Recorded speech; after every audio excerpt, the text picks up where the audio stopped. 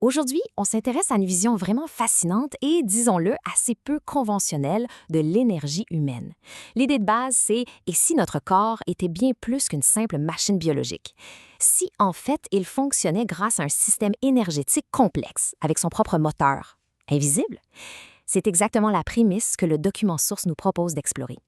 C'est vraiment la grande question qui va nous guider. Parce que le document qu'on examine, il nous invite à voir ça non pas comme une sorte de fiction, mais carrément comme un mode d'emploi de notre propre énergie.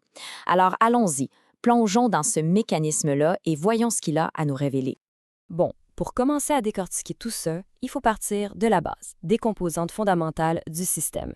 Et le document, il les appelle les centres. C'est vraiment le point de départ de tout le mécanisme. OK, mais c'est quoi au juste ces centres? Pensez-y comme à des sortes de carrefours situés dans notre système nerveux. Le texte est super clair là-dessus, c'est pas juste un concept abstrait là. Ils seraient physiquement connectés à nos glandes et leur job, leur fonction, c'est bien précis. Ils collectent l'énergie, ils la transforment et ensuite ils la redistribuent partout dans le corps. Et cette énergie qui circule dans les centres, c'est quoi? Le document lui donne un nom, l'énergie vitale. Mais ce qui est vraiment capoté ici, c'est à quel point son rôle est large. C'est pas juste l'énergie qui nous permet de bouger, non, non. C'est la même source qui alimente à la fois nos réflexes les plus primaires et nos pensées les plus complexes. C'est fou, hein? Une seule énergie qui gère tout. OK. Là, la question qui vient tout de suite en tête, c'est si on a ce moteur-là à l'intérieur, comment est-ce que son énergie se manifeste à l'extérieur? Où est-ce qu'elle va? Et ça, eh bien, ça nous amène directement à la deuxième grande idée de ce modèle. Alors là, on passe du moteur interne au champ externe qui l'alimente. Et c'est vraiment ici que le concept prend une tournure fascinante. Le principe de base est assez simple, mais puissant. Notre existence ne s'arrête pas aux limites de notre peau. D'après le texte, on serait tous entourés d'un champ d'énergie. Imaginez une sorte d'atmosphère personnelle, et notre corps physique serait en plein centre, comme son noyau, son centre de gravité. On mentionne même que ce champ serait détectable à plusieurs centimètres de distance. Mais là, attention, c'est super important de ne pas tout mélanger. Le document insiste vraiment là-dessus. Même si ce champ a certaines caractéristiques qui ressemblent à de l'électromagnétisme, ce n'est pas un champ électromagnétique. Non. Et ce n'est pas non plus juste la chaleur que notre corps dégage, la radiation infrarouge. Non, c'est présenté comme un système énergétique complètement distinct, à part entière. Et le plus fou, c'est que ce champ-là, il n'apparaîtrait pas juste à la naissance. Non. Selon cette théorie, il est là dès le tout début, présent dans l'ovule et le spermatozoïde. Il agirait même comme une espèce de plan directeur, un guide pour organiser la matière pendant que le fœtus se développe, bien avant même que les organes se forment. Quand on y pense, c'est une idée absolument renversante. OK, donc on a un moteur et on a un champ. C'est bien beau. Mais qu'est-ce qui arrive quand ce système-là est poussé à ses limites? Qu'est-ce qui se passe si cette énergie s'échappe? Et c'est là qu'on entre dans les aspects, disons, les plus extraordinaires de ce modèle. Le document fait un lien direct entre ce qu'il appelle l'extériorisation du champ et des phénomènes qu'on classerait habituellement dans la catégorie du paranormal. Et la liste, elle est assez surprenante, merci. Le document avance que des phénomènes comme la télépathie, la télékinésie ou même les dédoublements seraient en fait des manifestations d'une sorte de surcharge d'énergie dans le champ, une énergie qui finit par déborder, par s'extérioriser. C'est important de noter qu'on ne fait que rapporter ici ce qui est décrit dans la source. Le texte va même jusqu'à donner un exemple très concret. Comment est-ce qu'une personne, disons, sensible pourrait provoquer cette extériorisation? Apparemment, ça passerait par des étapes bien précises. D'abord, modifier son état de conscience, sortir de l'état d'éveil normal. Ensuite, relaxer complètement le corps, changer sa respiration, réduire les stimuli extérieurs et se concentrer sur l'intérieur. Et à force de pratique, ça mènerait à une sorte de transe auto-hypnotique. C'est un processus qui tout à coup rend le concept beaucoup moins abstrait, non? Mais il y a un gros mais.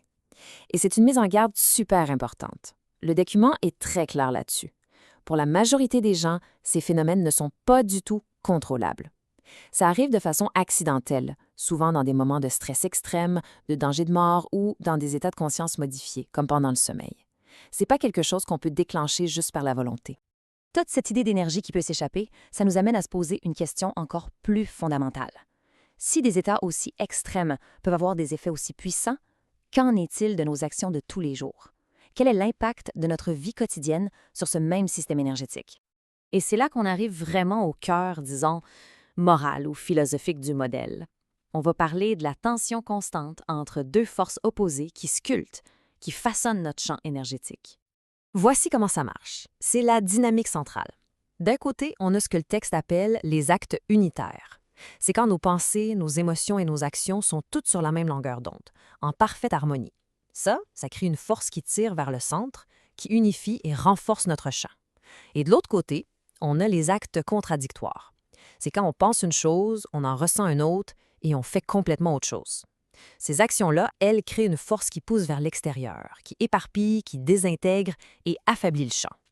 Donc, si on suit cette logique, le but ultime de la démarche proposée dans la source, ce qu'elle nomme le travail, ce serait de cultiver consciemment ces fameux actes unitaires.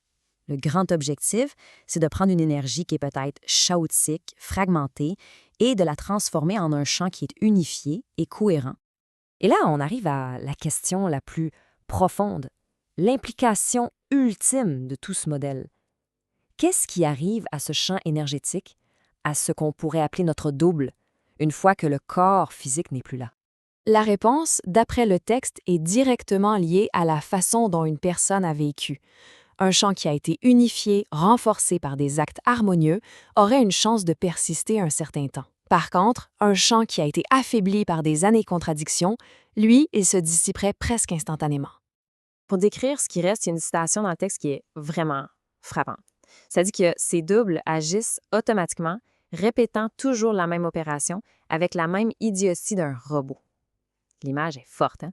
L'idée, c'est que dans les très rares cas où un double persiste, ce n'est pas un esprit conscient. C'est plus comme un enregistrement énergétique qui tourne en boucle. Bref, pour résumer, la vision des fantômes ou des apparitions qu'on a ici, c'est celle d'échos, des échos énergétiques résiduels. Ce ne sont pas des âmes intelligentes avec lesquelles on pourrait communiquer, mais plutôt des empreintes qui perdent tranquillement leur cohésion, qui s'effacent et qui finissent par disparaître. Et c'est là-dessus qu'on va terminer. Si on accepte ne serait-ce qu'un instant les prémices de ce modèle, la grande question devient: quelle histoire notre énergie est-elle en train d'écrire en ce moment même? Est-ce qu'on construit une empreinte cohérente, unifiée, ou une empreinte qui est destinée à s'éparpiller dans le chaos? C'est une réflexion qui donne définitivement à penser.